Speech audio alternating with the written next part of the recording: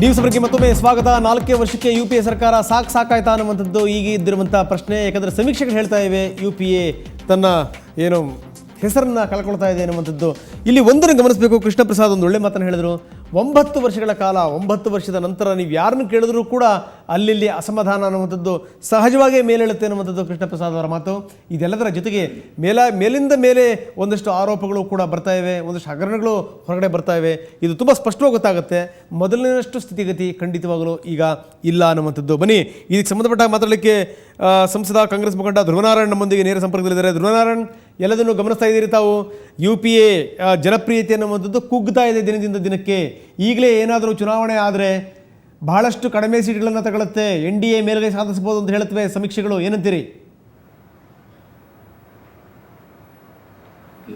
2004ರ ಚುನಾವಣೆಯಲ್ಲೂ ಕೂಡ 2004ರ ಲೋಕಸಭಾ ಚುನಾವಣೆಯಲ್ಲಿ ಅಂದಿನ ಸಂದರ್ಭದಲ್ಲಿ ಸನ್ಮಾನ್ಯ ಅಟಲ್ ಬಿಹಾರಿ ವಾಜಪೇಯಿರವರು ಪುನಃ ಆಯ್ಕೆ ಆಗ್ತಾರೆ, NDA ಅಧಿಕಾರಕ್ಕೆ ಬರ್ತಾರೆ ಅಂತಕ್ಕಂಥ ಸಮೀಕ್ಷೆ ಇತ್ತು. ಆ ಸಮೀಕ್ಷೆ ಇಂಡಿಯಾ ಶೈನಿಂಗ್ ಅಂತ ಹೇಳಿ ಬಹಳಷ್ಟು ಪ್ರಚಾರ ಆಗ್ತಿತ್ತು. ಅಂತ ಸಂದರ್ಭದಲ್ಲೂ ಕೂಡ UPA ಅಧಿಕಾರಕ್ಕೆ ಬಂತು 2004ರಲ್ಲೂ ಕೂಡ. ತದನಂತರ 2009ರ ಚುನಾವಣೆಯಲ್ಲೂ ಕೂಡ ಈ ಭಾರತ ದೇಶದ ಜನತೆ UPA 2 ಅಧಿಕಾರಕ್ಕೆ ಬರಲಿಕ್ಕೆ ಅವಕಾಶ ಮಾಡಿಕೊಟ್ಟಿದೆ. ನಾನೊಬ್ಬ ಸಂಸತ್ ಸದಸ್ಯನಾಗಿ ಇವತ್ತು UPA 2ನ ಜನಪ್ರಿಯ ಕಾರ್ಯಕ್ರಮಗಳು ಏನಿದಾವೆ, ಎಲ್ಲ ವರ್ಗದ ಬಡ ಜನರಿಗೆ ಅನುಕೂಲ ಆಗ್ತಕ್ಕಂಥ ಕಾರ್ಯಕ್ರಮಗಳನ್ನ ನಮ್ಮ ಪ್ರಧಾನಮಂತ್ರಿಗಳು ನೀಡಿದ್ದಾರೆ. ಪ್ರಮುಖವಾಗಿ ಇವತ್ತು ಮಹಾತ್ಮ ಗಾಂಧಿ ಉದ್ಯೋಗ ಖಾತ್ರಿ ಯೋಜನೆ ಸುಮಾರು 12 ಕೋಟಿ ಜನರಿಗೆ ಇವತ್ತು ಜಾಬ್ ಕಾರ್ಡ್ ಅನ್ನ ಕೊಟ್ಟು 12 ಕೋಟಿ ಜನರಿಗೆ ಉದ್ಯೋಗವನ್ನ ಕೊಡ್ತಕ್ಕಂಥ ಒಂದು ಮಹತ್ವಾಕಾಂಕ್ಷಿ ಯೋಜನೆ ಅದು. ಮೊದಲು ತಾವು ನೋಡಿರ್ಬೋದು, ನಮ್ಮ ಕರ್ನಾಟಕದ ಹಲವಾರು ಜಿಲ್ಲೆಗಳಿಂದ ಕೃಷಿ ಅವರ ಕೆಲಸಕ್ಕೋಸ್ಕರ ವಲಸೆ ಹೋಗ್ತಾ ಇದ್ರು. ಆ ವಲಸೆಗಳನ್ನ ತಪ್ಪಿಸ್ಲಿಕ್ಕೋಸ್ಕರ ಇವತ್ತು ಬಿಜಾಪುರದವ್ರು ಇರ್ಬೋದು, ಗುಲ್ಬರ್ಗದವ್ರು ಇರ್ಬೋದು, ಗೋವಾ ರಾಜ್ಯಗಳಿಗೆ ಹೋಗಿ ಕೆಲಸಕ್ಕೋಸ್ಕರ ದುಡಿತಾ ಇದ್ರು. ಆದ್ರೆ ಇವತ್ತು ಈ ಮಹಾತ್ಮ ಗಾಂಧಿ ಉದ್ಯೋಗ ಖಾತ್ರಿ ಯೋಜನೆ ಬಂದ ಮೇಲೆ ಜನರಿಗೆ ಉದ್ಯೋಗ ಕೊಡ್ತಕ್ಕಂತ ಅವಕಾಶವನ್ನ ನಾವು ಮಾಡಿಕೊಟ್ಟಿದ್ದೇವೆ. ಅಲ್ಲ ಹೋಲಿ ಸರ್, ಇವೆಲ್ಲ ಯೋಜನೆಗಳ ಮುಖಾಂತರ ಅಲ್ಲ, ನನ್ನ ಪ್ರಶ್ನೆ ಇವೆಲ್ಲ ಯೋಜನೆಗಳ ಮುಖಾಂತರ NDAದು ಭಾರತ ಪ್ರಕಾಶಿಸುವುದಿಲ್ಲ ಪ್ರಶ್ನೆ ಬೇರೆ. UPA ಏನಾದರೂ ಪ್ರಕಾಶಿಸುವಂತ ಸಾಧ್ಯತೆಗಳಿದೆಯಾ? ಇಲ್ಲ, ನನ್ಗೆ ಆತ್ಮವಿಶ್ವಾಸ ಇದೆ. ನಮ್ಮ ಕಾರ್ಯಕ್ರಮಗಳು ತಳಮಟ್ಟದ ಜನರಿಗೆ ಮುಟ್ಟಿದೆ.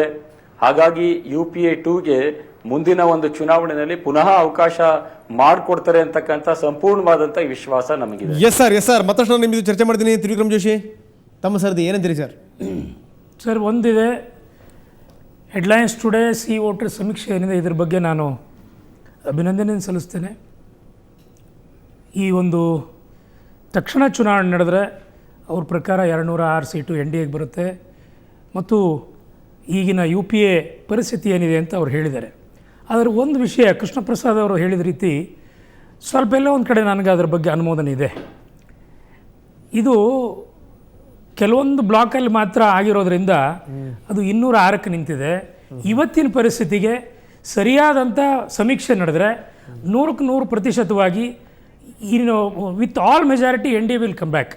ಯಾಕಂದರೆ ಹೆಂಗೆ ಹೇಳ್ತೀರಿ, ಯಾವ ಆಧಾರದಲ್ಲಿ ಹೇಳ್ತೀರಿ ಗೊಂದಲದ ಗೂಡಾಗಿದೆ NDA ಅನ್ನುವಂಥದ್ದು? ಒಂದು ನಿಮಿಷ, NDA ಗೊಂದಲದ ಗೂಡಾಗಿದೆ ಅನ್ನೋದಕ್ಕಿಂತ BL ಶಂಕರ್ ಅವರು ಹೇಳ್ತಾ ಇದ್ರು ಪ್ರಾರಂಭದಲ್ಲಿ, ಏನಿದೆ ಎಲ್ಲ ಒಳ್ಳೆಯ ಕಾರ್ಯಕ್ರಮಗಳಾಗಿದೆ, ಎಲ್ಲೋ ಒಂದು ಕಡೆ ಒಂದೋ ಎರಡೋ ಯಾವುದೋ ಸ್ಕ್ಯಾಮ್ಗಳಾಗಿದೆ ಅಂತ. ಸ್ಕ್ಯಾಮ್ಗಳ ಸರಮಾಲೆ ಇದೆ ಅಲ್ಲಿ. ನಿಮಗೆ UPA 2ದಲ್ಲಿ ಕೋಲ್ಗೇಟ್ ಹಗರಣ ಹಿಡೀರಿ, ಕೆಳಗಡೆ ಬಿಡಲಿಲ್ಲ, ಅಂಡರ್ಗ್ರೌಂಡಲ್ಲಿ ಇನ್ನೂ ಸರ್ಫೇಸಲ್ಲಿ ಬಿಡಲಿಲ್ಲ, ಆದರ್ಶ ಗೋಟಾಳ ಹಗರಣ, ಕಾಮನ್ವೆಲ್ತ್ ಹಗರಣ, ಅದು ಹಗರಣದ ಸ್ಕ್ಯಾಮ್ದು ಪರಿವ್ಯಾಪ್ತಿನೇ ಇವರು ಬದಲಿ ಮಾಡಿಬಿಟ್ಟಿದ್ದಾರೆ. ಅಂದರೆ ಲಕ್ಷ ಕೋಟಿಗಳು, ಸಣ್ಣ ಪುಟ್ಟ ಅಮೌಂಟ್ ಇಲ್ಲೇ ಇಲ್ಲ ಇವರಲ್ಲಿ. ಆ ಹಗರಣದ ಸರಮಾಲೆ ಒಂದೊಂದು, ಆದರ್ಶ ಗೋಟಾಳ, 2G ಹಗರಣ, ವಾರ್ಧ ಸ್ವತಃ ನಮ್ಮ ವದೇರಾ ಅವರದು ಲ್ಯಾಂಡ್ ಸ್ಕ್ಯಾಮು, ಎಲ್ಲೋ ರಾಜಸ್ಥಾನದಲ್ಲಿ ಖರೀದಿ ಮಾಡಿ ಸಾವಿರಾರು ಎಕರೆಗಟ್ಟಲೆ ಲ್ಯಾಂಡ್ ಸ್ಕ್ಯಾಮು, ಚಾಪರ್ ಗೇಟ್ ಹಗರಣ, ಇದ್ರ ಜೊತೆ ಕಾರ್ಗಿಲ್ ವಾರ್ ಹೀರೋಸ್ಗೆ ಕಟ್ಟಿದಂಥ ಮನೆಗಳ ಬಗ್ಗೆ ಹಗರಣ, ಯುನೈಟೆಡ್ ಈ ನಮ್ಮ ಆಯಿಲ್ ಫಾರ್ ಫುಡ್, ಆಮೇಲೆ ಇದಕ್ಕೆ ಏನು ಓಟಿಗಾಗಿ ನೋಟು, ಪ್ರತಿ ಒಂದು you name it is there, submarine ಖರೀದಿಲಿ ಹಗರಣ, ಒಂದೊಂದು ಸ್ಕ್ಯಾಮ್ ಸರ್. ನಿಮಗೆ ಇದರಲ್ಲಿ ಇಡೀ ಒಂದು ತಮ್ಮ UPA 2ದು ಸಾಧನೆ ಏನು ಅಂತಂದರೆ ಹಗರಣಗಳ ಸರಮಾಲೆ. ಇನ್ನು ಮೊನ್ನೆ ತಾನೇ ಹೇಳಿದರು, ಇಲ್ಲ ಒಂದು ಇಡೀ ತಿಂಗಳ ಇವರು ಇದು ನಡೆಯೋಕ್ಕೆ ಬಿಡಲಿಲ್ಲ, ಪಾರ್ಲಿಮೆಂಟ್ ನಡೆಯೋಕ್ಕೆ. ಒಂದೇ ರಿಕ್ವೆಸ್ಟ್ ಇತ್ತು NDAದವ್ರದ್ದು, ಏನಿತ್ತು, ಆ ಇಬ್ರು ಬನ್ಸಲ್ ಅವ್ರನ್ನ ಮತ್ತು ಅಶ್ವಿನ್ ಕುಮಾರ್ ಅವ್ರನ್ನ ರಾಜೀನಾಮೆ Fine, ಕೊಡ್ಸೋದು. fine. ತ್ರಿವಿಕ್ರಮ್ ಜೋಶಿ ಈ ರಾಜೀನಾಮೆ ಒಂದ್ ನಿಮಿಷ ನಾನು ಪೂರ ಮುಗಿಸ್ತೇನೆ ರಘುನಾಥ್ ಅವರೇ. ಹೇಳಿ. ರಾಜೀನಾಮೆ ಕೊಡಿಸೋದನ್ನ ಇವರು ಸೆಷನ್ ಮುಗಿದ್ಮೇಲೆ ಯಾಕೆ ಮಾಡಿದ್ರು? ಮುಂಚೆನೆ ಮಾಡಿದ್ರೆ ಸೆಷನ್ ನಡೀತಿರ್ಲಿಲ್ವಾ? ಸೆಷನ್ ನಡೆಸೋ ಇಂಟ್ರೆಸ್ಟು ಸ್ವತಃ UPA-ದವ್ರಿಗಿಲ್ಲ. ಆ ವಿಶೇಷವಾಗಿ ಮಹಿಳಾ ಬಿಲ್ ಬಗ್ಗೆ ಹೇಳ್ತಾ ಇದ್ದಾರೆ. ಮಹಿಳಾ ಬಿಲ್ ಮುಂದಿಟ್ಕೊಂಡು ಇವ್ರು ರಾಜಕೀಯ ಆಯ್ತು, UPA ಇಷ್ಟೊಂದೆಲ್ಲ ಹಗರಣಗಳಿದೆ, ಅದನ್ನ ನೀವು ಎನ್ಕ್ಯಾಶ್ ಮಾಡ್ಕೊಳ್ಳೋ ನಿಟ್ಟಿನಲ್ಲಿ ನೀವು ಸಮರ್ಥರಾಗಿದ್ದೀರಾ? ಸರ್, ನೀವು NDA ಅಲ್ಲ ಅಡ್ವಾಣಿ ಅವರು ಸುಷ್ಮಾ ಸ್ವರಾಜ್ ಹೊಗಳ್ತಾರೆ, ಸುಷ್ಮಾ ಸ್ವರಾಜ್ ಅಡ್ವಾಣಿ ಅವ್ರನ್ನ ಹೊಗಳ್ತಾರೆ. ಹೆಂಗಾರ ಮಾಡಿ ಪ್ರಧಾನಿ ಅಭ್ಯರ್ಥಿಗಳನ್ನಾಗಿ ಅವ್ರನ್ನ ಬಿಂಬಿಸಬೇಕು ಅನ್ನುವಂತ ಪ್ರಯತ್ನಗಳಾಗ್ತಾ ಇದೆ. NDA ದಲ್ಲಿ ಮೋದಿ ಯಾವುದೇ ಹೆಂಗಾದ್ರೂ ಮಾಡಿ ರೀತಿ ದೂರ ಗೊಂದಲ ಸರಿಸಬೇಕು ಅನ್ನುವಂತ ಪ್ರಯತ್ನಗಳಾಗ್ತಾ ಇದೆ. ಸರ್, NDA-ದಲ್ಲಿ ಯಾವುದೇ ರೀತಿ ಗೊಂದಲ ಇಲ್ಲ. NDA ಬಹಳ ಸ್ಪಷ್ಟವಾಗಿದೆ. NDA ನೇತೃತ್ವವನ್ನ ಸರಿಯಾದ ಸಮಯದಲ್ಲಿ ಘೋಷಣೆ ಮಾಡುತ್ತೆ. Yes sir, Shankarji. ಈಗ ಹೆಡ್ಲೈನ್ಸ್ ಟುಡೇ ಮಾಡಿದಂಥ ಸಮೀಕ್ಷೆಯ ಸಂಪೂರ್ಣವಾಗಿರ್ತಕ್ಕಂಥ ಚರ್ಚೆಯನ್ನು ನಿನ್ನೆ ನಾನು ಆ ವಾಹಿನಿಯಲ್ಲಿ ನೋಡಿದೆ. ಅದರಲ್ಲಿ NDA ಯಾವ ಸ್ವರೂಪದಲ್ಲಿರ್ತದೆ ಮುಂದಿನ ಚುನಾವಣೆಗೆ ಹೋಗಬೇಕಾದಂಥ ಸಂದರ್ಭದಲ್ಲಿ ಅನ್ನೋದ್ರ ಬಗ್ಗೆಯೂ ಇನ್ನೂ ಕೂಡ ಸ್ಪಷ್ಟವಾಗಿರ್ತಕ್ಕಂಥ ಕಲ್ಪನೆಗಳಿಲ್ಲ. ರಾಷ್ಟ್ರ ಮಟ್ಟದಲ್ಲಿ ನೀವು ಜನಪ್ರಿಯತೆಯೇ ಲೆಕ್ಕ ಹಾಕೋದಾದರೆ ಲಾಲ್ ಕೃಷ್ಣ ಅದ್ವಾನಿಯವರು 50 ವರ್ಷಗಳಿಂದ ಸಾರ್ವಜನಿಕ ಬದುಕಿನಲ್ಲಿದ್ದಾರೆ. ಈಗಿರ್ತಕ್ಕಂಥ ಸಕ್ರಿಯ BJP ನಾಯಕರಲ್ಲಿ ಅತ್ಯಂತ ಹೆಚ್ಚಿನ ಗೌರವವನ್ನು ಹೊಂದಿರತಕ್ಕಂಥ ಒಬ್ಬ ನಾಯಕ ಅವರು. ಅವ್ರಿಗೆ ಬರೀ 5% ಜನ ಅವರು ಪ್ರಧಾನಮಂತ್ರಿ ಹುದ್ದೆಗೆ ಅರ್ಹತೆ ಇದೆ ಅಂತೇಳಿ ಹೇಳಬೇಕು ಅಂತೇಳಿ ಆದರೆ ಈ ದೇಶದ ರಾಜಕೀಯ ಯಾವ ದಿಕ್ಕಿಗೆ ಹೋಗ್ತಾ ಇದೆ ಅನ್ನೋದ್ರ ಬಗ್ಗೆ ನಾವು ಒಂದು ಸರ್ತಿ ಯೋಚನೆ ಮಾಡಬೇಕಾಗ್ತದೆ ಅಂತ ಗಂಭೀರ ಪರಿಸ್ಥಿತಿ. NDA ಪರವಾಗೇ ನಾನು ಮಾತಾಡೋದಾದರೂ ಕೂಡ NDA ಇಟ್ಕೊಂಡೇ ಮೋದಿಯವರಿಗೆ 38% ಜನ ಹೇಳ್ತಾರೆ, ಲಾಲ್ ಕೃಷ್ಣ ಅದ್ವಾನಿಯವರಿಗೆ 5% ಜನ ಹೇಳ್ತಾರೆ ಅಂತೇಳಾದರೆ ಯಾವ ರೀತಿ ಜನಗಳು ಈ ರೀತಿ ಒಂದು ವಿವಾದಾತ್ಮಕವಾಗಿರ್ತಕ್ಕಂಥ ವ್ಯಕ್ತಿಯ ಬಗ್ಗೆ ಹೆಚ್ಚು ಜನರ ಅಭಿಪ್ರಾಯವನ್ನು ಸೂಚಿಸ್ತಾರೆ ಹೊರತಾಗಿ ವಿವಾದ ಇಲ್ಲದೆ ಇರತಕ್ಕಂಥ ಸಮತೋಲನವನ್ನು ಕಾಪಾಡಿರ್ತಕ್ಕಂಥ ವ್ಯಕ್ತಿಗಳು, ಅದರಲ್ಲಿ ಮನಮೋಹನ್ ಸಿಂಗ್ ಅವರು ಬರ್ತಾರೆ, ಲಾಲ್ ಕೃಷ್ಣ ಅದ್ವಾನಿಯವರು ಬರ್ತಾರೆ, ಅಟಲ್ ಬಿಹಾರಿ ವಾಜಪೇಯಿ ಅವರು ಬರ್ತಾರೆ, ಅಥವಾ ಈ ರೀತಿ ಯೋಚನೆ ಮಾಡ್ತಕ್ಕಂಥ ಯಾವ ನಾಯಕರು ಈ ಜನಗಳ ಮನಸ್ಥಿತಿ ಏನಿದೆ ಅದೊಂದು.